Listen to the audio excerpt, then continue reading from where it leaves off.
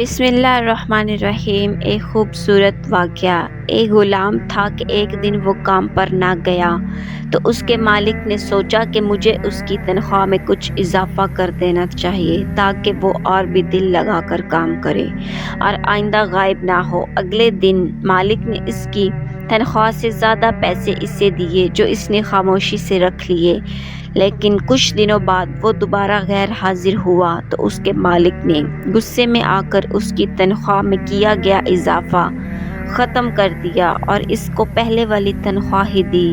غلام نے اب بھی خاموشی اختیار کی تو مالک نے کہا، جب میں نے اضافہ کیا تو تم تب بھی خاموش رہے اور جب کمی کی تو تم پھر بھی خاموش ہو، لیکن کیوں؟ تب غلام نے جواب دیا، جب میں پہلے دن غیر حاضر تھا تو اس کی وجہ بچے کی پیدائش تھی اور آپ کی طرف سے تنخواہ میں اضافے کو میں نے وہ رزق خیال کیا جو وہ اپنے ساتھ لے کر آیا، اور جب میں دوسری مرتبہ غیر حاضر تھا تو اس کی وجہ میری ماں کی وفات تھی اور آپ کی طرف سے تنخواہ میں کمی کو میں نے وہ رزق خیال کیا جو وہ اپنے ساتھ واپس لے گئی۔ پھر میں اس رزق کی خاطر کیوں پریشان ہو؟